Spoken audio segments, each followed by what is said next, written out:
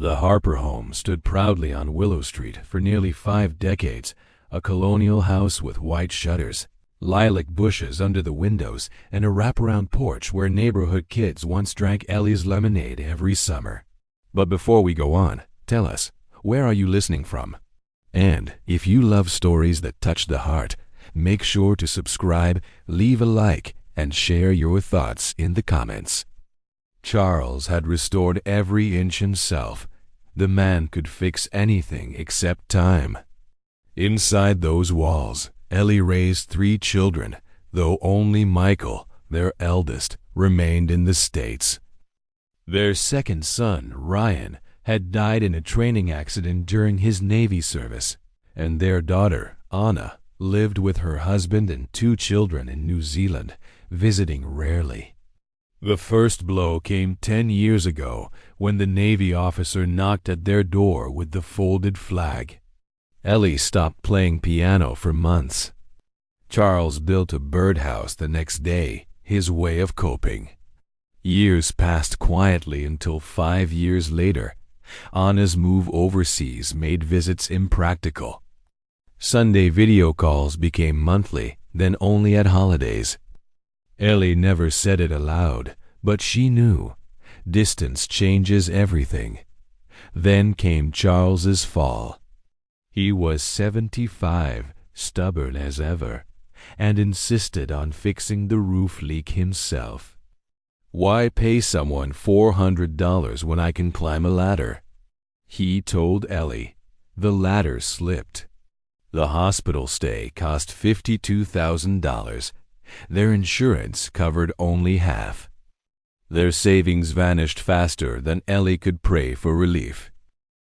"We'll manage," Charles said, the same phrase he'd used for 50 years. But this time, she wasn't sure. Michael's construction company had been struggling too. People aren't spending on remodels, he confessed during one hospital visit, eyes lowered. The bank's threatening to take the shop. Ellie's heart twisted. They'd already lost so much, their son, their health. Now their son was losing his livelihood. Ellie suggested what Charles feared, selling the house. "We built our lives here," he said, voice shaking. "And we'll take that with us," she whispered, holding back tears. "It's just wood and walls. We'll still have what matters." They sold their beloved Willow Street home for enough to clear Charles's medical debt and save Michael's business. Ellie cried silently as she packed her grandmother's china, her hands trembling around a chipped blue teapot. Charles found her surrounded by newspaper and bubble wrap, eyes red. "We made memories here," he said softly. "And we're leaving them behind," she replied. He shook his head. "No, love. We're carrying them." Their golden retriever, Milo, followed every box anxiously, tail drooping as furniture disappeared. When the last piece left, he sat in the empty living room, whining softly. Charles knelt, rubbing his head. "Don't worry, boy. We're going on an adventure." That adventure led not to freedom, but to Michael and Nora's guest room. Michael and Nora's place in Hawthorne Ridge, a manicured subdivision on the edge of Willow Creek, Pennsylvania, was the sort of house realtors called executive. 5 bedrooms. A marble-topped kitchen island big enough to land a small plane. A 3-car garage and a backyard just waiting for a magazine shoot. By any reasonable measure, there was space. The guest room, though, wasn't meant for a life. The queen bed left barely enough room for a narrow dresser and a lamp with a finicky switch. The window faced a brick wall that caught no sun. Boxes of their past, the saved photo albums, a shoebox of letters from when Charles traveled for work, Ellie's worn recipe cards, lived in the garage, labeled seasonal as if memory had a proper month. On their first night, Nora put a vase of tulips on the kitchen table, and set out roasted chicken with lemon and a quinoa salad that Ellie smiled at, but quietly avoided. "We're so happy you're here," Nora said, her voice tuned to the frequency of hospitality. "The kids are thrilled." She glanced at Lily, 6 years old, who was coloring in a princess with green hair, and Ben, 4, who was building a crooked fort with couch cushions. Lily squealed when she saw Milo's gray muzzle. "Can he sleep in my room?" Nora answered before anyone else could. "Milo can stay downstairs, sweetheart. He's an older dog. He needs quiet." Her smile never cracked. For the first 2 weeks, morning chaos felt like a balm. Lily and Ben barreled into the guest room at dawn to ask for stories and cookies and birdhouses. Charles promised a birdhouse like the one on Willow Street, and Lily clapped as if he'd offered her Paris. Ellie taught Ben to shape cookie faces with raisins and a chocolate chip smile. When Nora took the cookies to the PTA bake sale, she posted a photo online with the caption, "Family Tradition." Ellie pretended the 2 words didn't scrape. Then the small changes arrived, like a fog you only notice after your hair is wet. Ellie's blue armchair, the one that had held her through funerals and holiday mornings and quiet nights with tea, migrated to the basement. "We're reconfiguring the living room for a more open feel," Nora explained, tapping a mood board on her tablet. "The armchair just fights the aesthetic." She laughed lightly, diffusing dissent before it formed. "You know how design can be."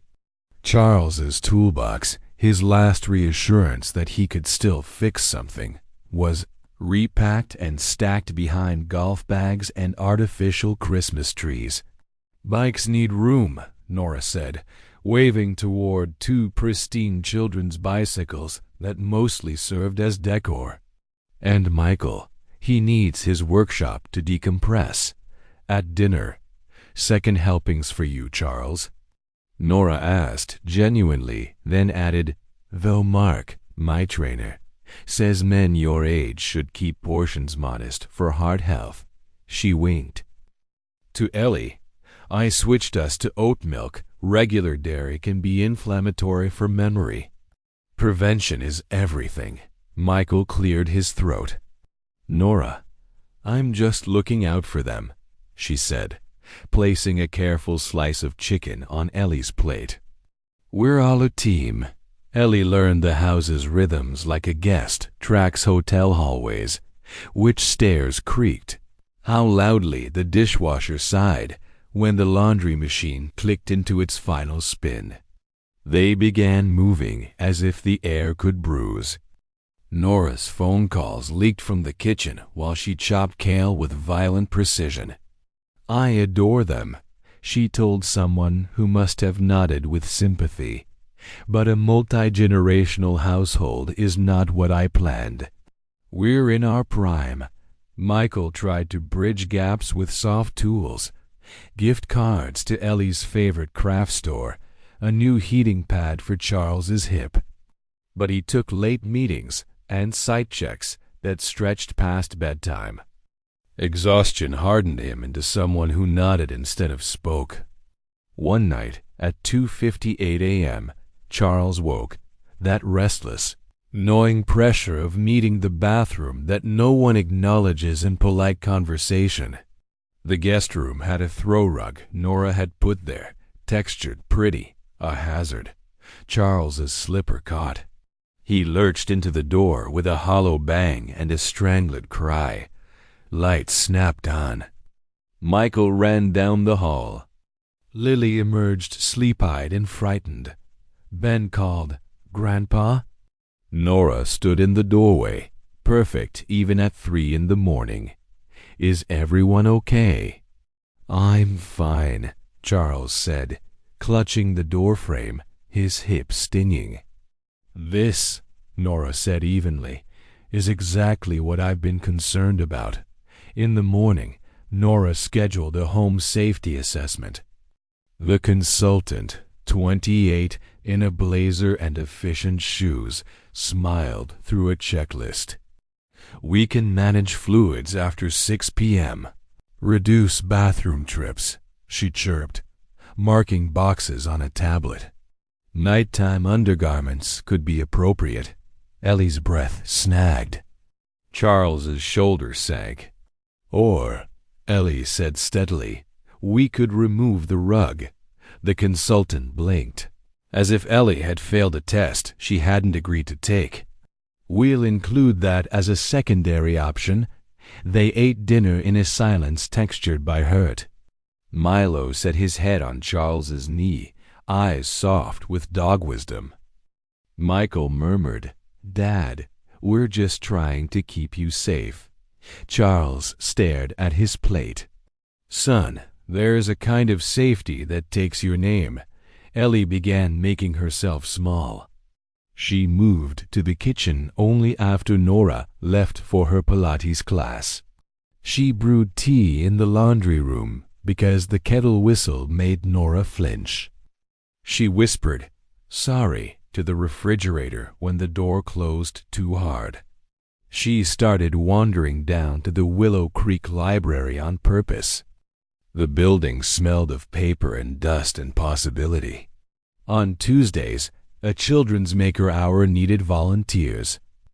Ellie mentioned Charles's skill with wood, and the director, a man with ink on his thumb and kindness at his eyes, said, could he show them sanding and simple joints? He could, and did, and the sound of little fingers tapping a plane against a board made something in him sit up straight again. On Thursdays, Ellie found a quilting circle at the community center.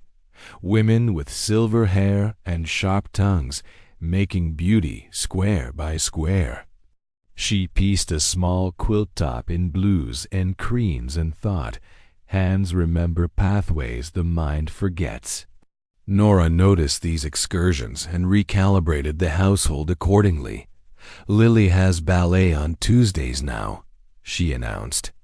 "Ben starts soccer Thursdays, full afternoons. They'll be home for dinner-ish." The afternoons that had been Ellie and Charles's favorite time, picture books on laps, puzzles on the rug, tiny hands rolling cookie dough, dissolved into schedules with entry fees and branded water bottles. The children did not recalibrate so quickly. Lily slipped into the guest room after school one day, backpack bursting, cheeks flushed from playground wind. "Grandma, can you help with my letters, the curly ones?" Ellie traced alphabet loops with Lily until the child's breathing evened and the worry in her shoulders softened. Another day, Ben brought a plastic truck with a missing wheel to Charles. "You have magic hands," he said gravely. "Fix it?" Charles clicked on his small lamp, reclaimed his glasses from the knit stand, and made the truck whole. Ben's smile broke something open and healed it at the same time. Nora cooked kale the way some people deliver sermons. "I'm reading this fascinating book on cognitive decline," she said one evening, sliding a bowl toward Ellie. "There's evidence that saturated fats ignite inflammatory processes in the brain." Michael said carefully, "Nora, Mom forgot the stove once. It could have burned the house down." She smiled like a knife. "We were lucky." Ellie had left the stove on because Ben scraped his knee on the patio, and she had run after him with a wet cloth and a song. The pot had never even simmered. Nora told the story as if Ellie had set the drapes ablaze.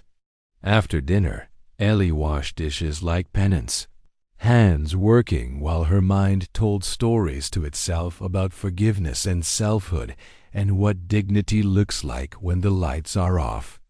The first real fracture came on a Saturday, humid and bright. Michael grilled chicken on the patio, wearing the apron Lily had painted with a crooked heart. Nora supervised the pool, her sunglasses reflecting the world in dark mirrors. Ellie sliced strawberries in the kitchen, sunlight turning the fruit translucent. Through the open window, she heard Nora's voice, low and precise. "It's been almost 6 months, Michael. How much longer is this arrangement going to last?" Michael's tongs clinked against the grill. "What do you want me to do?" They sold their house to save ours. That was their choice, Nora said. "And we are drowning here. The kids have no space. We never have privacy." "They need care, Michael. Professional care.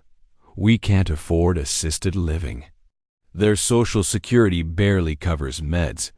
There are programs. Guardianship is a process. If they can't manage finances, we manage for them." She rested her sunglasses atop her head, eyes sharp and bright. "It's practical." The knife in Ellie's hand hovered mid-air. The kitchen felt suddenly smaller, the air thinner. She set the blade down, one strawberry still attached to its leafy crown, and steadied herself on the counter. That night, at 11:06 p.m., voices drifted through the old heat vent in the guest room floor, the one that carried every argument, every midnight phone call, every whispered guilt. Nora's voice, almost gentle. "Sunset Grove has a place. $4,400 a month, memory support available when needed. Dr. Levin will document cognitive concerns and depressive episodes." A judge won't blink. Michael's voice, a ruined whisper. "You talk to our doctor." Someone had to. Once they're declared incompetent, their benefits and pension can be directed properly. For their good. For everyone's. They're not incompetent. Not yet, Nora said. But soon. You want to wait until your father falls again, or until your mother wanders? Silence multiplied in the ducts. Ellie reached for Charles's hand in the dark. His breath trembled against her knuckles. "She's planning to take us apart," he whispered. Ellie swallowed. "We won't let her." In the morning, the house smelled like lemon cleaner and performance. Nora set a chore chart on the fridge as if they were misbehaving teenagers. "This will keep things smooth," she said. "Predictability is key at your age." Charles started spending more hours at the library, guiding a half-dozen 8-year-olds through safe sanding and straight lines. He came home with sawdust at his cuffs and a light behind his eyes that hadn't lived there in months. Ellie's quilting circle added a new member, a woman named Marisol who laughed with her whole body and told stories about her mother in Puerto Rico, who had stitched quilts that looked like oceans. The group became a harbor. And yet, each evening the house shrank a little. Lily asked at dinner, "Mommy, why do you make the squishy face when Grandma hugs me?" Nora kept smiling. "What face, darling?" "The one like when broccoli touches your tongue," Ben contributed. Michael let out a laugh that died mid-air and disappeared into his water glass. The observation hung, small and merciless and true. By month 5, Ellie and Charles became experts in disappearing. They learned the quietest drawer, the softest step, the exact time to brew tea without the kettle's protest. They took Milo on long walks through the sanctuary of side streets, where maples met over the road and the air pretended it belonged to everyone. Nora curated the children's calendars until there was no room for unscripted time, homework, ballet, soccer, a tutoring program Lily didn't need but wore like armor. "Busy kids don't get into trouble," Nora said brightly. What she meant was, busy kids don't linger in their grandparents' doorway. Charles's confidence thinned. He apologized for taking up oxygen. He apologized when Milo's nail clicked against tile. He apologized to a house that didn't answer. Ellie found herself forgetting small things. Whether she had watered the pothos, where she put the good scissors. Nora made a chart, a pastel grid with checkboxes. "This will help," she said. Ellie ticked boxes and felt the edges of herself get trimmed to fit. One Sunday afternoon, Willow Creek fell into the kind of golden light that makes strangers look like memories. Michael grilled again, as if ritual could fix what words could not. Nora arranged rosemary sprigs as if herbs could bless the moment. Ellie stood at the sink, washing grapes and thinking of her mother's kitchen in a row house in Scranton, where the light slanted just like this and no one ever used words like intervention. The window was open, voices carried, clear as bells. "Nora, I spoke with the attorney. If we move fast, we can have the competency hearing set within weeks. Michael, Nora." "Michael," Nora said, sharpness wrapped in silk. "This is leadership. Your father is falling. Your mother is confused. We are drowning. Put your family first." Ellie set the grapes down. She dried her hands slowly. The towel left faint lint flecks on her fingers. She walked back to the guest room where Charles sat folding a sweater that didn't need folding. She sat beside him. "They're going to take us," she said simply. He nodded. "Not if we go first." They planned with the precision their marriage had taught them. Ellie had a thin envelope hidden in a cookbook, money from selling a bracelet she no longer wore, and 2 brooches from her grandmother. The ones she had told herself were a luxury of sentiment she couldn't afford. Charles had a small stipend from the library program that Nora didn't know existed, deposited into a credit union account with paper statements he collected when the mail came earlier than Nora's routine. They made lists. Medications, copied prescriptions, a USB with scanned records, 2 changes of clothes, the photo of Ryan in uniform, the recipe card for lemon cookies in Ellie's mother's handwriting, the letter Anna sent the year Lily was born, telling Ellie that oceans were smaller over video calls, a lie that had given them 6 months of hope. They wrote letters to the kids, folded them twice, sealed them with silver stickers Ellie found in a drawer, little moons pressed to paper. They didn't write about courts or guardianship or the way a smiling voice can still be cruel. They wrote, "We're going on an adventure. You will always be loved. We will call when we can." They tucked the letters where children would discover them like treasure, inside Lily's favorite chapter book, beneath Ben's pillow truck. Milo watched everything, tail still, eyes bright with the kind of alertness that says "I know" without language. They waited for the right night, the right hour, the right moment when the house took a breath and forgot them. At 12:03 a.m., Ellie and Charles lifted their bags. Ellie wrapped a scarf around the clink of the pill bottles. Charles checked the heat vent and listened to sleep. He placed his house key on the kitchen counter, not a gesture to wound, a signature. "We were here. We tried." They paused at the children's doors. Ellie rested her hand against the wood and whispered a blessing she remembered from a church she hadn't entered in years. Charles set a tiny wooden sparrow, the smallest thing he had carved since the fall, on Ben's windowsill. He smoothed Lily's blanket where it had bunched at her feet, the way he had when she was 2 and too stubborn to keep her toes covered. The side door opened with a sigh and closed without a goodbye. The night in Willow Creek held its breath. Somewhere a train threaded itself through the dark, a low, iron heartbeat. The bus stop waited 4 blocks away, under a street lamp that turned insects into frantic showers of light. Charles's hip protested, but not loudly enough to refuse. Ellie's hand shook, but steadied when Charles laced his fingers with hers.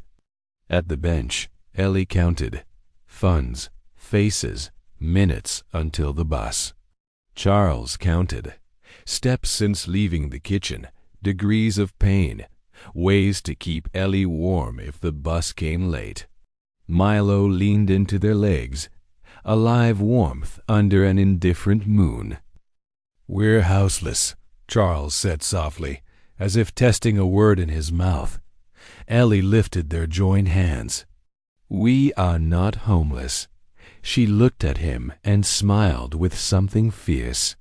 "Homeless is when you lose each other." The bus exhaled to a stop. The driver glanced over tiredly. "No dogs unless they're service animal," Charles said, the calm of a man who had once presented to city councils and knew how to keep his voice level when the stakes were high. The driver shrugged. "Keep him under the seat." They rode past the sleeping town where porch lights kept vigil for no one in particular. Ellie watched the neighborhoods fall behind, Hawthorne Ridge shrinking into a geometry of warm squares. Willow Street a ghost she refused to chase, and felt something uncoil in her chest. The downtown transit center at 1:20 a.m. glowed the shade of fluorescent that makes everyone look like bad decisions. A security guard scanned them and looked away. There were always older couples with suitcases at odd hours, and no one wanted to ask why. They had $1,109 between them, $741 from Ellie's jewelry, $228 from Charles's library stipend and odd fix-it jobs, $140 in cash they'd kept for emergencies. The math worked only if nothing went wrong, which is not how life behaves. A woman in a navy polo with a name badge that read Rida Facilities slowed her cart as she passed. She looked at Ellie's hands, the neatness of how their bags were arranged, the dog under the bench like a shadow. "You folks okay?" "We're fine," Ellie said, "because you say it until you make it true." Rita took them in with one entire gaze. "They clear the building at 3 a.m., back open at 5. There's a diner 2 blocks west. The owner lets people sit if they order something small. Coffee's strong." The kindness created a hollow that immediately filled with tears Ellie refused to let fall. "Thank you," she said, "because sometimes the only currency you have is gratitude you can't possibly repay." The diner sign flickered dots on Main in cheerful red script. Inside, cracked booths, a counter polished by decades of elbows, a chalkboard boasting chicken pot pie and pie, someone's joke, perhaps the owner's. The bell over the door gave a half-hearted shimmy. Behind the counter stood Dorothy Mayfield, hair pinned up with a pencil, eyes that missed nothing and forgave much. She slid 2 coffees down the bar like she'd been expecting them since 1978. "Bad night?" "New one," Charles said. Dot nodded as if that sentence made universal sense. "You sit as long as you need. The coffee's on. Don't argue." "I like to be right."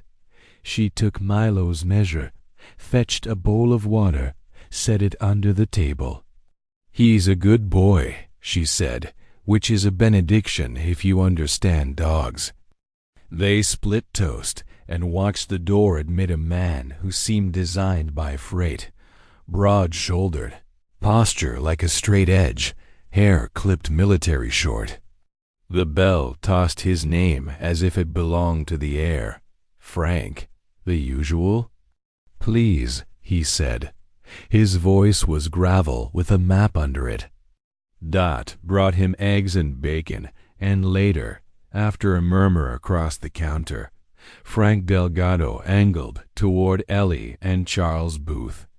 He didn't hover. He didn't smile like a salesman. He simply stood, a man who had spent time learning to balance his size against other people's rooms. Dot says you might need a ride. We're figuring it out, Charles said. Frank nodded once. I'm heading east in the morning. Rosemont, then Willow Creek's smaller cousin, Maplebridge. Cheaper to breathe there. You look like people who could use somewhere the rent doesn't bite. Ellie studied him. The scar that flicked through his eyebrow, the quiet of his eyes. Why would you help strangers?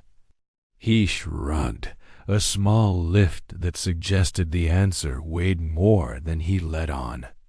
I don't like leaving folks behind. He tapped the purple heart pin on the brim of his cap, almost lazily, as if he didn't trust the gesture to do what words could. And Dot told me to. Dot told you to? Dot called from the counter without looking up. I did. Don't make me say it twice. Ellie and Charles looked at each other across the Formica, the way they had in hospital rooms and job interviews and quiet mornings when you can feel the day turning like a key. Ellie nodded. Charles nodded back. Okay, he said to Frank. We'll take east. Frank didn't grin. He simply tipped his head once, the way you mock a deal that doesn't need paper. I roll at 7. I'll swing by here. He glanced at Milo. He rides cab or no deal. Dot refilled their coffees. You'll be fine, she said, as if she had been casting this exact blessing on exactly these people for years. The world is big, but towns are small. People remember. By 6:40, the sky outside Dot's had paled to tin. Ellie and Charles had eaten the cheapest thing on the menu twice, because Dot insisted they looked peaked. Frank's truck, older but kept like religion, hummed outside. Milo hopped in with the ease of a creature who trusts instinct when plans are thin. As they pulled away, Ellie watched Dot in the window, one hand lifted like an old-fashioned farewell. Ellie lifted her own hand, palm pressed to the glass. You cannot pay back such moments. You can only carry them. The town slid to fields to stretches of 2-lane that turned into possibility. Frank drove like a man who had seen what cars can do to people and refuses to allow it. He didn't ask for a history. He waited while one arrived. When it did, Charles told the short version. We sold our house to save our sons. His wife prefers control. Frank nodded. Happens in good families. The knife work is sharper because it's done in kitchens. Ellie glanced sideways. You always talk like a book. Frank smiled with half his mouth. Only when the highway's listening. They stopped at a rest area bordered by pines that bled November into the air. Milo sniffed the edges of a world he was still deciding belonged to him. Frank made a call, voice low, the kind that pushes arrangements into place like chairs under a table. By midday, a diner in Rosemont produced meatloaf so honest it felt like a promise. The owner, Rose Patterson, whose hair color came from a bottle and whose strength came from living, gave them a booth and water for Milo and refused payment for dessert. Frank delivered my grandson back to me once when the law had confused itself. She told Ellie in a stage whisper. You ride with him, your family. Ellie felt something like shame flicker, then soften. Family, she thought, might be larger than the table you're assigned at birth. When they climbed back into the truck, the road unspooled ahead, The air was different. Not freer. Freedom is work, but truer. Ellie leaned her temple against the cool window and watched the country revise itself mile by mile. They were heading somewhere they had never been, with a man they had known for a morning, away from a house that had taught them to whisper. And yet, as the sun moved from silver to honey, Ellie reached for Charles's hand again and felt, without ceremony, home. The first sign for Maplebridge appeared like a whisper through the trees, a green road marker leaning slightly to one side. The paint faded from too many winters.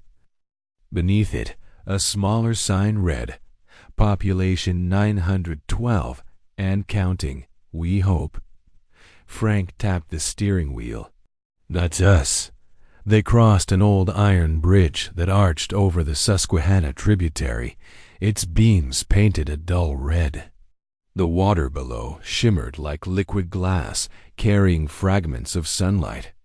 Ellie rolled down her window and let the cool air slap her cheeks awake. The scent was different here. Clean, damp, edged with pine and something sweet, maybe wild clover. The town came into view as the road curved. A single main street lined with two-story brick buildings that looked tired but dignified. A mural of a river and wild geese stretched across one wall, signed by local high school students. Storefronts were half empty, but the ones alive: the hardware store, a barber, a bookshop with plants in the window, carried the quiet persistence of people who refused to quit. "This is where I stop," Frank said as they slowed past the town square. "I've got a place up the hill. My mother's there." "Your mother?"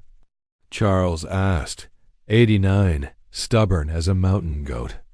"I was thinking of moving her into a home." He paused, then smiled faintly. "Then I met you too." They parked in front of the Maplebridge Inn, a one-story motel with faded turquoise doors and a sign that buzzed weakly, "Vacancy." A cat sat on the office counter, glaring as if guarding secrets. Frank got out, stretched, and handed Charles his card, handwritten on the back of a fuel receipt. "Here's my number. I'll check on you tomorrow. You'll like the folks here." Slow to trust, but steady once they do. Ellie hesitated. "You've done more than enough already." Frank shook his head. "Helping doesn't have a quota." He loaded their suitcases onto the curb and drove off, taillights disappearing beyond the turn toward the hills. Ellie and Charles stood there a long moment, surrounded by their two bags. Milo's leash slacked between them, feeling the peculiar combination of safety and emptiness that follows escape. The motel owner, Howard Green, appeared behind the glass door. Late 60s, thin as a matchstick, wearing a flannel shirt and kindness that looked practiced but genuine. "You folks the Harpers?" he asked after checking their ID. Frank called ahead. "Said you'd need a ground floor room. Gave me his card, said to take care of you." He led them to room 3, which smelled faintly of lemon cleaner and old air conditioning. Inside, the room was small but tidy. Twin beds, a square table, curtains with faded floral print. Milo circled twice, curled beside the bed, and sighed as if to say, "We're safe enough." Ellie sat on the edge of her bed, hands resting on her knees. "This isn't much," she said softly. Charles sat beside her. "No, but it's ours for tonight." Morning light slanted through thin curtains, laying stripes across the carpet. Ellie woke to birds, not alarms. She sat up slowly, body stiff but soul quieter than it had been in months. Outside, the world moved gently. A mail truck, a bicyclist with a basket, a woman walking her poodle. She took Milo for a short stroll around the parking lot, breathing air that smelled faintly of rain and bread. Across the street, a small cafe had its lights on. A wooden sign read, "Dot's Place, home cooking since 1972. Ellie smiled. "Fate likes to repeat itself," she murmured. Inside, Dorothy Dot Mayfield, the same woman from the diner where they'd met Frank, was behind the counter. Her hair was pinned up again with a pencil, and her apron had "Coffee first, judgment later" stitched across the front. "Well, if it isn't my midnight crew," Dot said, eyes lighting. "Frank told me you might drift this way." "You own this one too?" Ellie asked, surprised. "I own half of Maple Bridge," Dot replied, chuckling. "Not by choice. People keep leaving and selling cheap." She poured them both coffee without asking. Charles took a cautious sip and sighed. "You make a good brew. Darlin', coffee and kindness. I serve both before 9. They talked, or rather, Dot coaxed. Within half an hour, she knew they were looking for something permanent, affordable, and honest. She listened without pity, only practicality. "Well," she said, leaning against the counter, "you've come to the right kind of wrong town. Everything here's got more heart than money, which means there's always something that needs fixing and someone who can bake." Ellie tilted her head. "How did you know I bake?" "I know hands," Dot said simply. "You've got flower memory." Before they left, Dot scribbled an address on a napkin. "Come by around 2. My upstairs tenant moved out last month. Apartment's clean, needs someone who won't burn toast. We'll talk." At 2 p.m., Dot showed them through a narrow back staircase into a surprisingly lovely apartment above the cafe. The space smelled faintly of vanilla and lemon oil. A small living room opened to a compact kitchen with white cabinets and a sunny window overlooking Main Street. "It's old, but it's solid," Dot said. "Built in 1910. My son lived here before he moved to Chicago." Charles ran his hand along the wooden window frame. "Craftsmanship," he murmured. "Not like modern drywall." Dot grinned. "You sound like my late husband. He used to sand everything twice. Said one coat of patience was worth 2 of paint." Ellie wandered to the kitchen counter, where a small bowl of apples waited. "You keep this stocked?" Dot shrugged. "People should come home to something that smells like welcome." The bedroom was small but bright, with lace curtains that filtered the sun into soft patterns. The rent was $400, utilities included, barely half the going rate anywhere nearby. "Why so cheap?" Charles asked. Dot's eyes softened. "Because I'd rather have good people upstairs than an empty space." "You help me a little, I help you. Balance." "What kind of help?" Ellie asked. "My baker retired. Knees gave out. I need someone for early mornings, bread, muffins, pies. You look like you know your way around an oven." Ellie smiled, that modest, reluctant smile that comes when someone recognizes your worth. "I used to bake for church fundraisers and for peace of mind." Dot nodded. "Good. I'll pay hourly plus breakfast. You'll never go hungry working for me." She turned to Charles. "You handy?" "Used to build bridges. I can handle a leaky faucet. Then we're in business. This building creaks more than my knees. You fix things, I feed you. Fair trade." They moved in the next morning, paying the motel and carrying their bags down Main Street, an act that earned waves from passers-by before they'd even introduced themselves. Malo trotted proudly ahead, tail high. Dot stocked their fridge with basics: milk, eggs, butter, a loaf of her own sourdough, and a handwritten note on the counter. "Welcome home, Harpers. Breakfast shift starts at 5. Don't oversleep. I hate waking people twice." Dot. The first morning, Ellie rose in darkness. She tied her hair back, pulled on an apron, and descended the narrow stairs to a kitchen already warm from ovens. Dot handed her a cup of coffee and said, "Ovens at 350.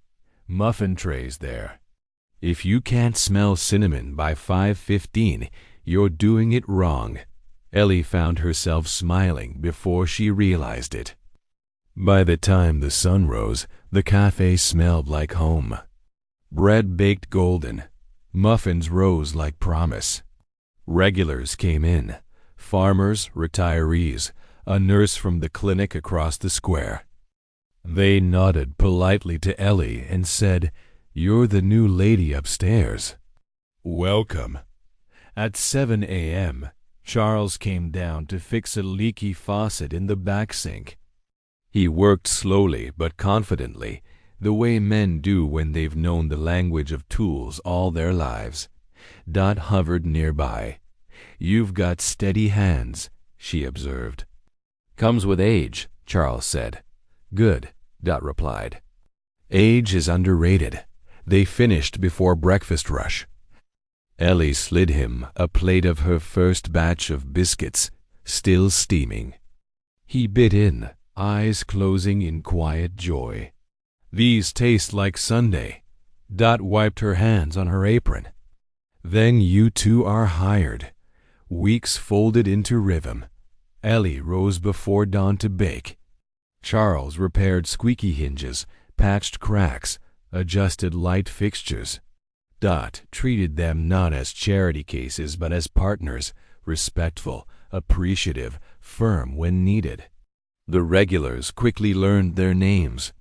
"Morning, Miss Ellie," said Sheriff Darrell Cook, who came in daily for black coffee and oatmeal.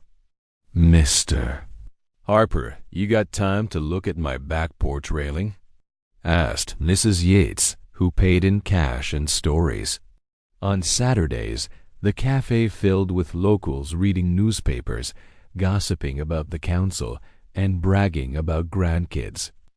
Milo became a fixture, lying near the door with a sign on his collar that Dot had made: "Certified good boy."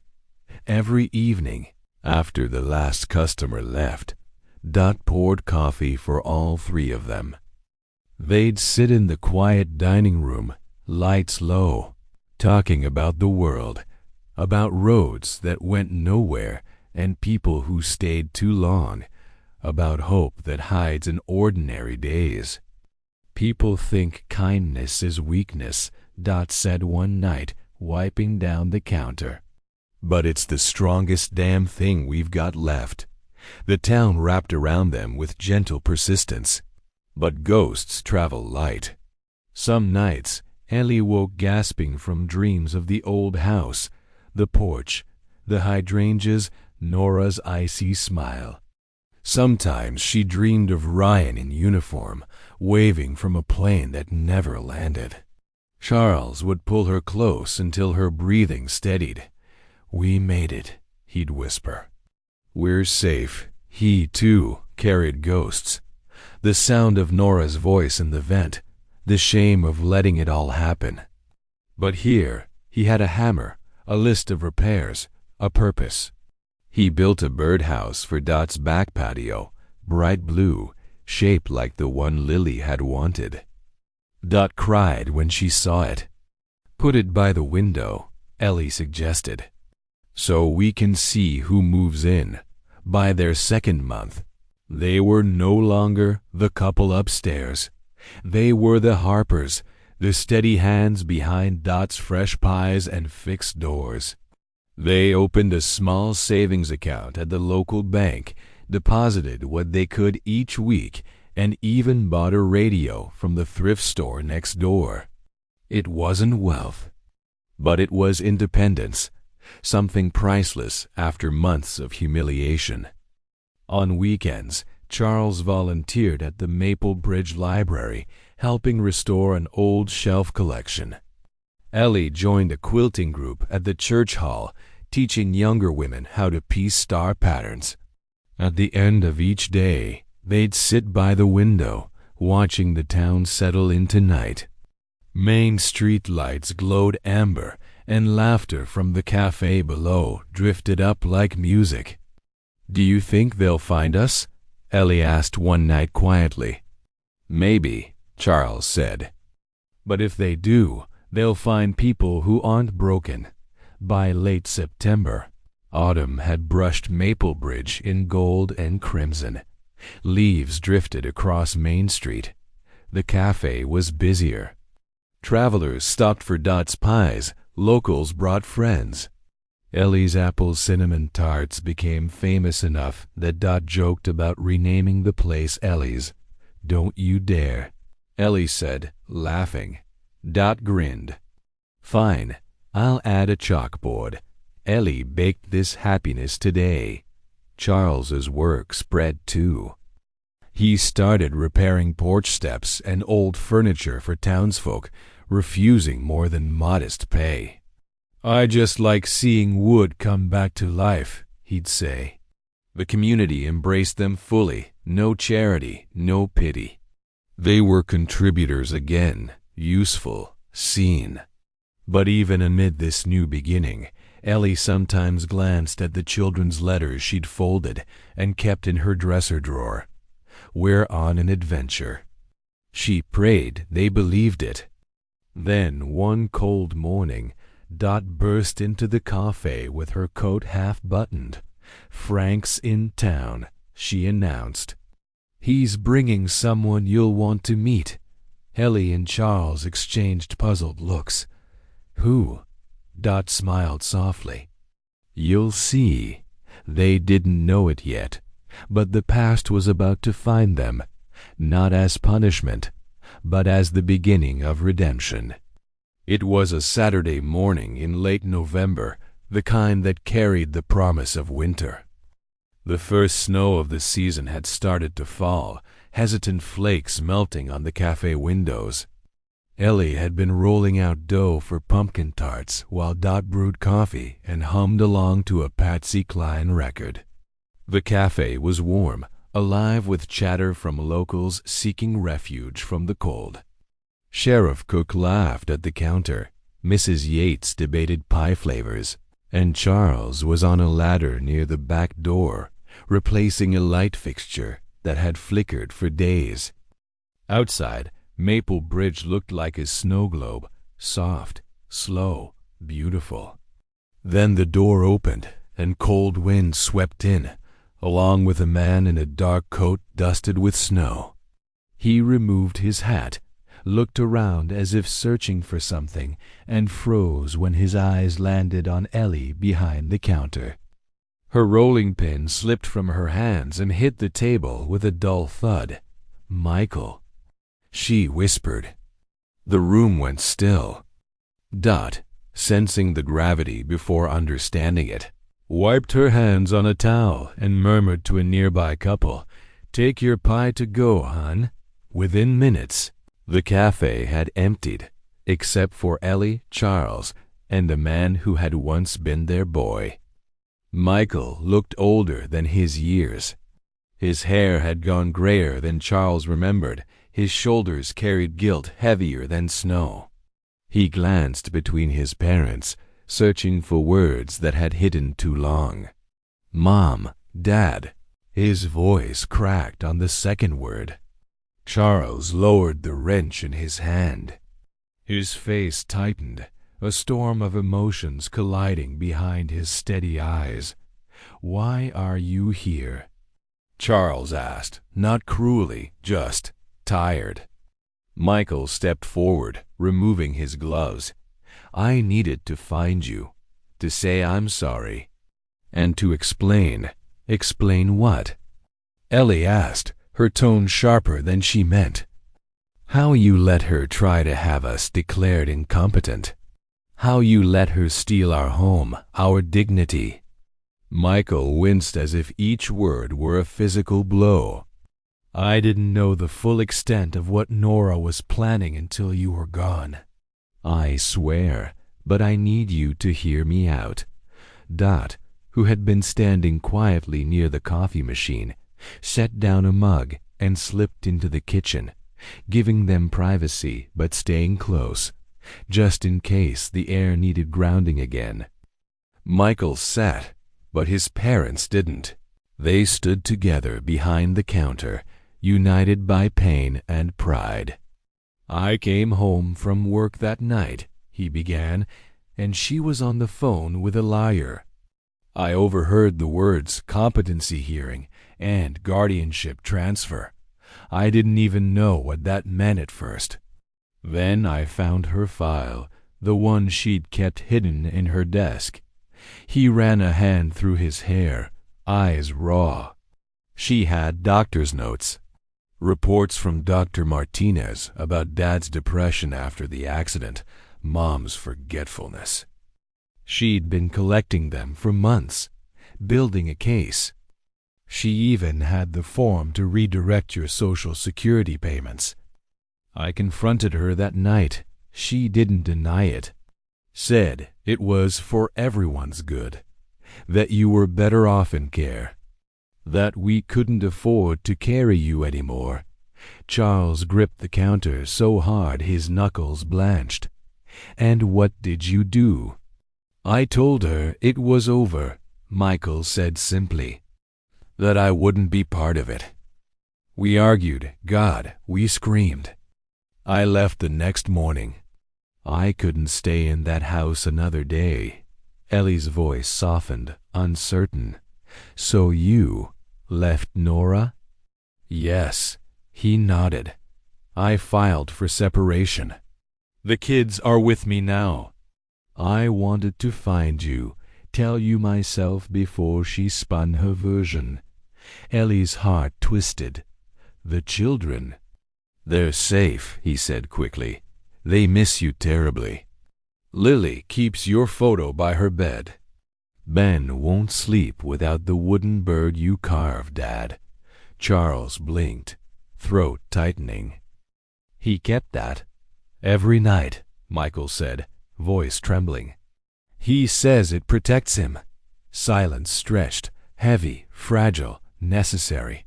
Snow tapped the windows like hesitant fingers. Why now? Charles finally asked. After all these months? Michael hesitated. Because I couldn't live with what I'd done, or rather, what I'd failed to do. You gave up your home to save ours. You sacrificed everything, and I let her turn it into something ugly. I was weak. But I'm trying to make it right. Ellie sank slowly into a chair, exhaustion replacing anger. You can't undo what's done, Michael. No, he agreed. But maybe I can repair it, piece by piece. Like Dad always said, you start by fixing what's broken in front of you. Dot reappeared quietly then, holding 3 steaming cups. Coffee, she said simply.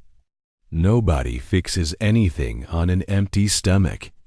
They drank in silence, the warmth grounding them.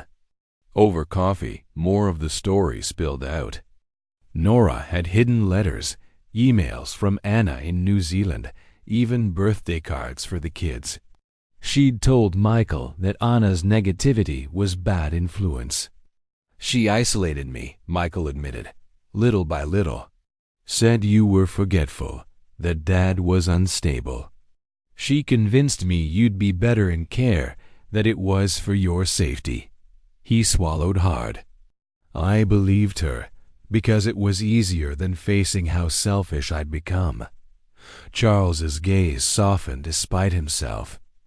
He'd always known his son's weakness wasn't cruelty, it was fear. Fear of losing peace, of confrontation, of failure. The same fear that had once made him avoid climbing down the ladder when he should have. Ellie reached across the counter, her fingers brushing his. Do the kids know? Only the truth that matters, Michael said. That you didn't leave them. That you went on an adventure. And that you love them. Tears welled in Ellie's eyes. We wanted to protect them from all this. And you did, Michael said. They never blamed you. Charles exhaled deeply, his shoulders dropping for the first time since the door opened. So, what now? I don't know, Michael admitted. I don't expect forgiveness. I just want a chance. To visit, to show the kids you're okay. To make this right. Dot, polishing a cup at the counter, muttered softly. Families are messy. But mess is how we know it's real. The next morning, the snow had thickened, blanketing Maple Bridge in white silence. Ellie and Charles had spent a sleepless night talking, not just about Michael, but about everything that had led them here.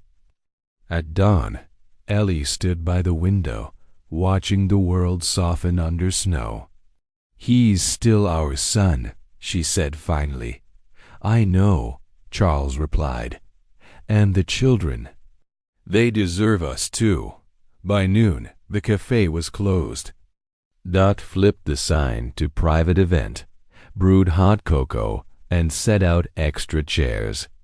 Around 1 o'clock, the bell above the door jingled, and Lily and Ben burst in, their cheeks red from cold, their laughter bright enough to melt ice. Grandma. Lily squealed. Ellie barely had time to open her arms before the little girl flew into them. You didn't disappear, she cried. No, sweetheart, Ellie whispered, tears streaming freely now. We just found a new place to live. Ben approached slower, clutching the wooden bird, his eyes wide. Grandpa.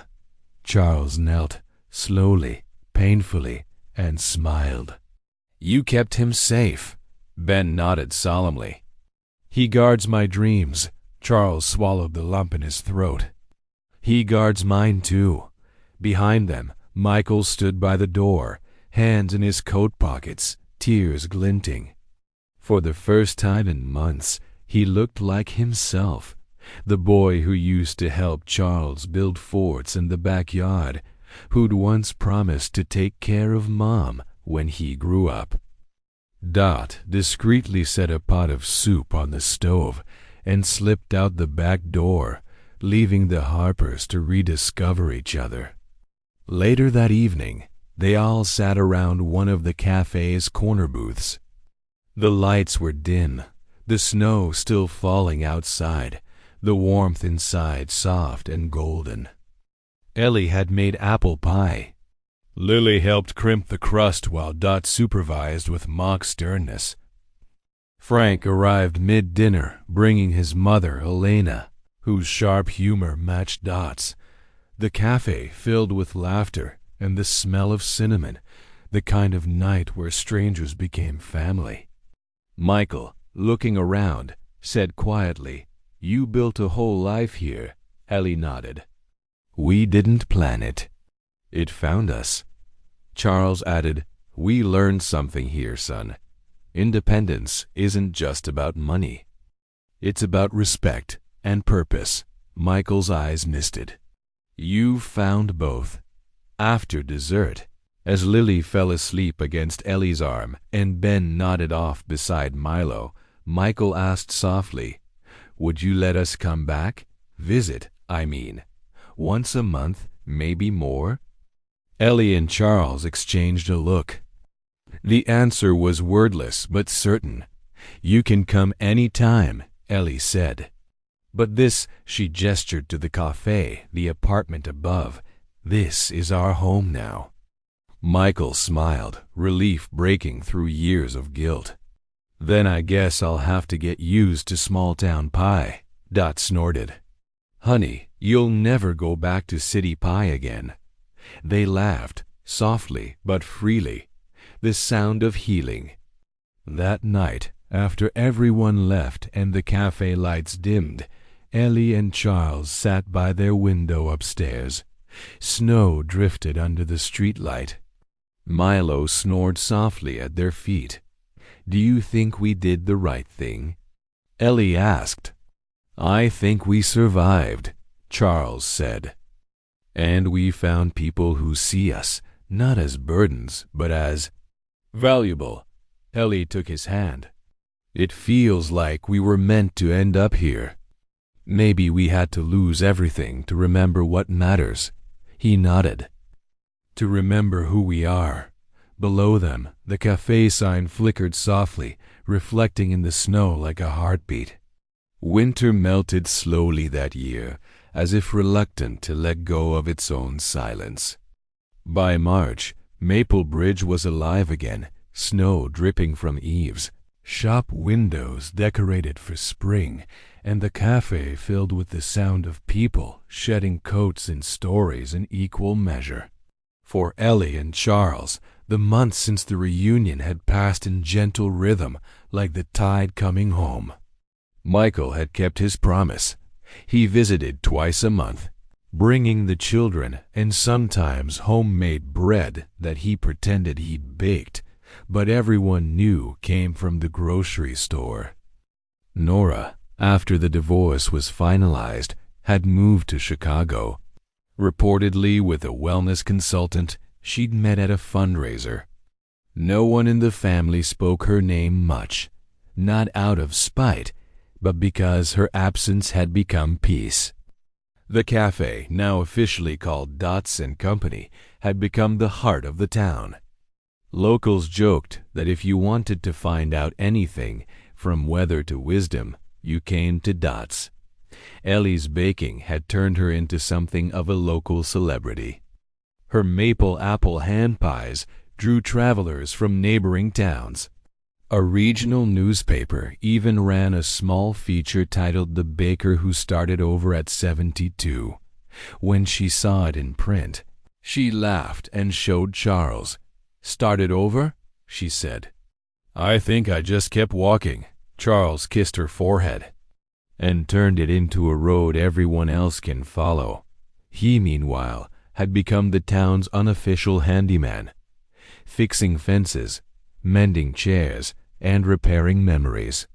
The library invited him to run a weekly Fix-It Friday, teaching kids how to sand wood and tighten bolts. The children adored him, especially when he carved small animals for them as rewards. The first time he was called Mr. Harper the Builder. His throat tightened with pride he hadn't felt since his engineering days. On a bright April morning, the church hall hosted its annual charity event, a bake sale and craft fair. Ellie's table overflowed with pastries, and her quilting group displayed blankets stitched with intricate star patterns. As she arranged the pies, a woman with gray-streaked hair and lively eyes approached her.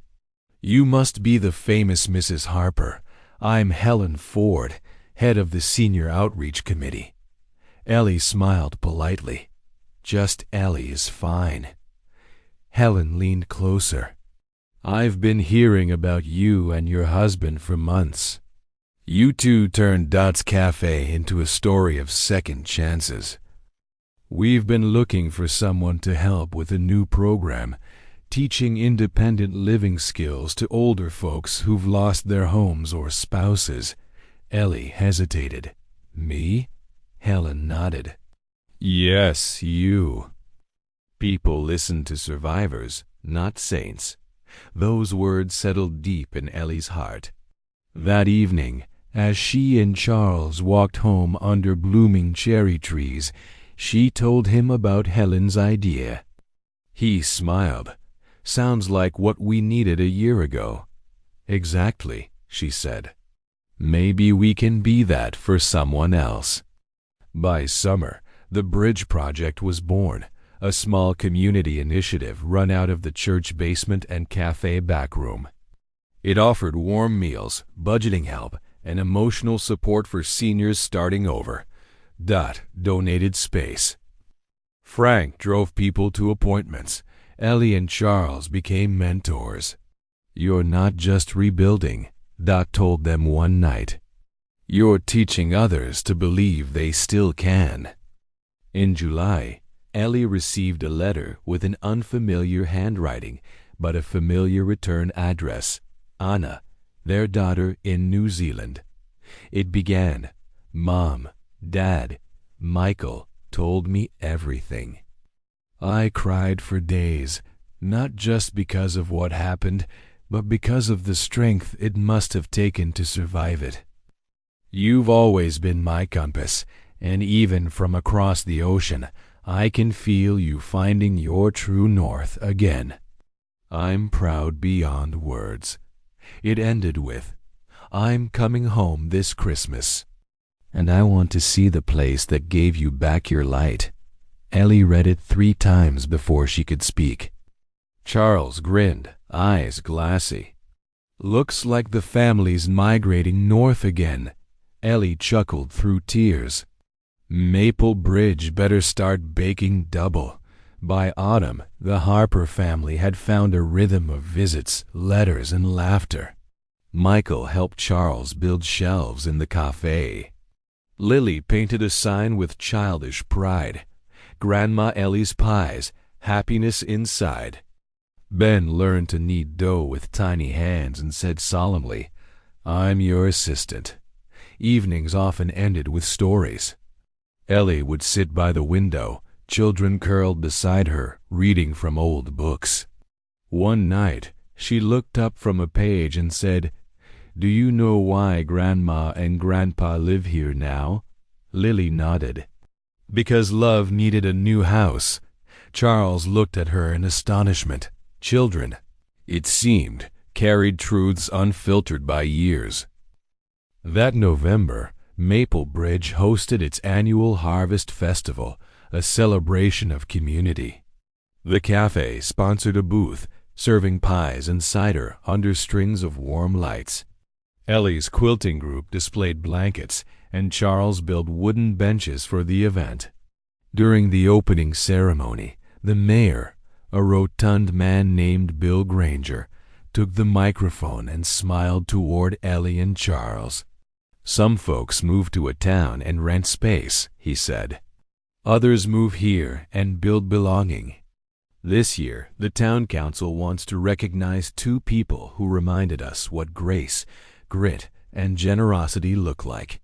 He gestured toward them, holding up 2 plaques. "The Heart of Maple Bridge Award for service, courage, and compassion." The crowd applauded. Ellie covered her mouth, overcome.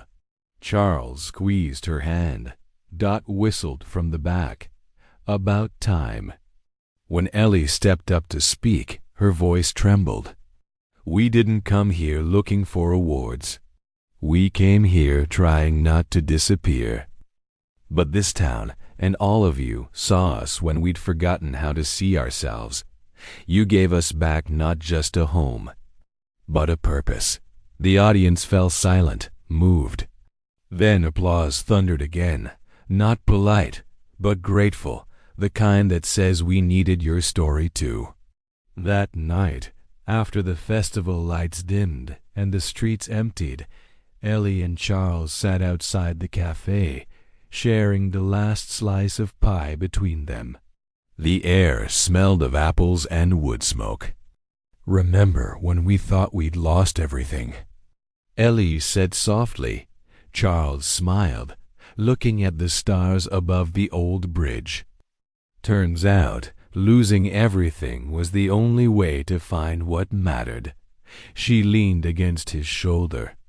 "I want to keep doing this, Charlie, helping people who've been forgotten. There are so many like us." He nodded. "Then we'll build them a bridge, 1 pie and 1 nail at a time." Down the street, the church bell chimed 9. Dot locked the cafe doors, waved goodnight, and called, "Don't freeze out there, lovebirds." They laughed quietly, like teenagers caught in kindness. When Christmas came, Anna arrived with her husband and 2 children. The cafe turned into a whirlwind of hugs, music, and laughter. For the first time in years, all 3 Harper children, Michael, Anna, and the memory of Ryan, felt present in one place. On Christmas Eve, the family gathered around the fireplace in the cafe. Snow fell outside, soft and slow. Anna raised her cup of cider. "To Mom and Dad," she said, "for teaching us that home isn't where you start, it's where you finally stop running." Ellie's eyes glistened. "And to second chances," she added, "because grace always finds the long way around." Charles put his arm around her.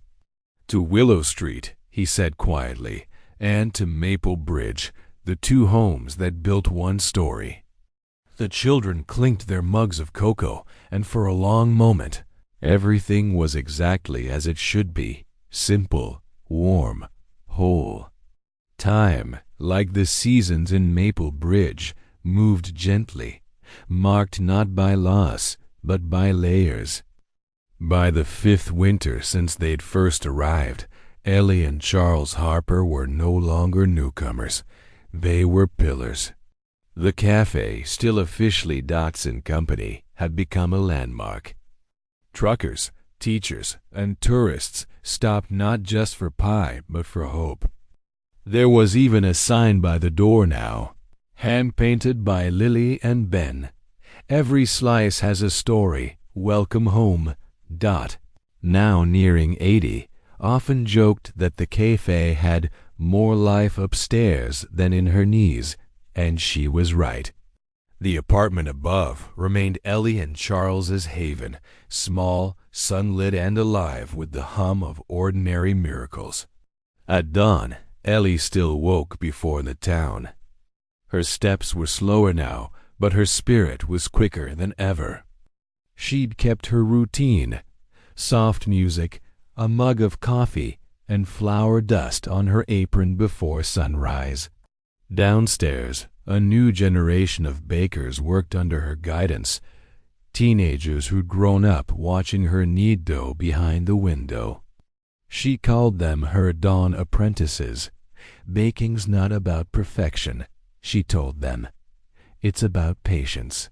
Bread doesn't rise because you demand it. It rises because you give it warmth." Every morning she still made one special loaf, a maple crust bread, the first recipe she'd created in this new life. She always set aside one piece on the windowsill for old blessings, she'd say. Charles's tools hung neatly on the wall of the old storage room behind the cafe, now known as the workshop. Kids from town came by every Thursday after school for Mr. Harper's Fix-It Hour. He taught them to use their hands, but also their hearts. "When you repair something," he'd say, "you're promising it a second chance." That sacred work he still carved: small birds, animals, even tiny replicas of the Maple Bridge itself. One stood in the cafe window, a wooden bridge connecting 2 little carved houses. Underneath, a brass plaque read, "Built by Charles Harper, 2023, dedicated to everyone who started over." That piece had become a local symbol, a reminder that rebuilding wasn't just possible, it was beautiful. Michael had remarried a few years later, this time to Ruth, a kind-hearted social worker who volunteered with Ellie's bridge project. They'd moved closer, buying a small farmhouse on the edge of town. Lily and Ben, now teenagers, often helped at the cafe after school. Anna, the daughter from New Zealand, had returned permanently. She'd opened an art studio across the square, painting murals inspired by small-town resilience. Her first piece stretched across the library wall, an old couple walking across a bridge under stars, hand in hand. In one corner, she'd signed, "For my parents, who taught me where love lives." The bridge project, once just an idea in the church basement, had grown into a community center funded by local donations. Its motto was painted above the doorway: "No one too old, no one too late." There, seniors learned practical skills, cooking, budgeting, computer literacy, but also found companionship. Every Friday, Ellie led a story circle where people shared moments of survival and grace. One man, a widower named Henry, had once said, "When I walked in, I thought I was finished." But Ellie looked me in the eye and said, "You're still chapter 23, not the epilogue." That saved me. The Harpers never sought credit. When asked how they'd built such a movement, Charles simply said, "We just opened the door someone once opened for us." It was a quiet Tuesday when Dot called them both downstairs. She sat in her favorite booth, wrapped in her blue shawl, eyes brighter than ever. "I've been thinking," she began. "It's time I slow down before the good Lord reminds me who's boss." Ellie smiled softly. "You've been saying that for years. This time I mean it," Dot said. "I'm handing the cafe over to you two." Ellie froze. "Dot, no, this is your place." Dot shook her head. "It stopped being mine the day you walked in with flour on your cheek and hope still hiding in your eyes. This place was just waiting for its next keepers." She slid an envelope across the table. Inside was the deed, signed and notarized. "It's yours," she said. "With one condition: keep feeding people like family." Tears blurred Ellie's vision. "Dot, we can't accept." "You can," Dot interrupted, her tone firm but tender. "Because you already have. You made this cafe what it was always meant to be, not a business, but a bridge." They hugged her tight. For a moment, time folded, past and present blending. Three souls who'd once been strangers, now bound by purpose. The years continued their gentle drift. Maple Bridge thrived. New families moved in, old houses found caretakers, and laughter became the town's language again. Charles and Ellie celebrated their 50th wedding anniversary under strings of lights in the town square. The entire community came: Frank and his mother, Helen from the outreach program, Sheriff Cook, even Mrs. Yates with her famous pickles. Michael toasted them with a voice thick from tears. "To my parents," he said, "who taught me that forgiveness is not forgetting. It's remembering love louder than pain." Anna added softly, "You didn't just survive. You showed all of us how to begin again." The crowd applauded. Music played.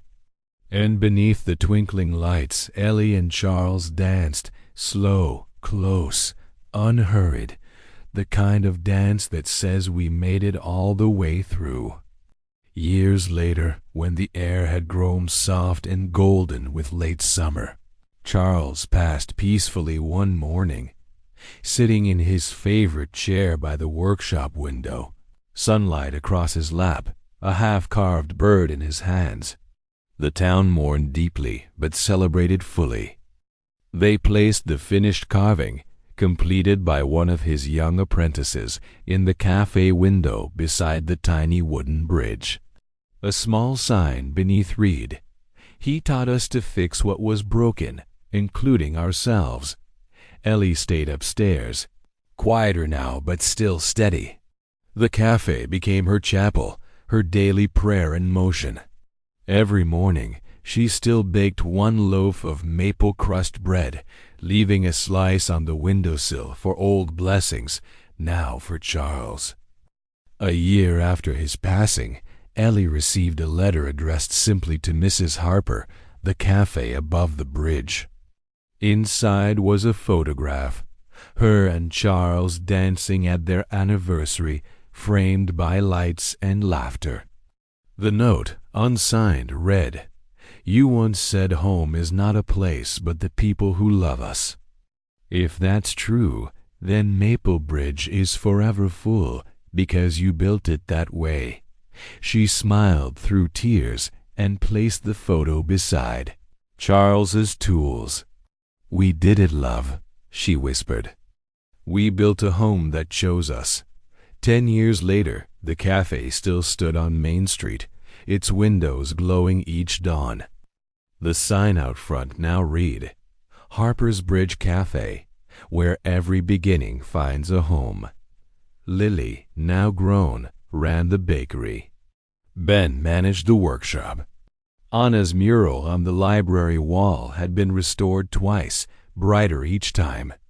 Every Thanksgiving, they hosted the community feast, a tradition started by Ellie and Charles, feeding anyone who needed warmth or company. And in the corner of the cafe, next to the window, an empty chair remained, reserved for the founders. Locals still said that if you came early enough, when the light first touched the glass, you could almost see them sitting there, Ellie with her flour-dusted apron, Charles with a wooden bird in hand, smiling at everyone who came in. Because some homes don't fade when their builders leave. They keep growing, from kindness, from courage, from love that outlives the walls that held it. Asterisk, we spend half our lives chasing what feels like home. But sometimes it's not a house or a place that saves us. It's the moment someone looks at our broken pieces and says, "You can start again." That's what Maplebridge was for Ellie and Charles Harper. Not an ending. Just the bridge that led them home. Asterisk,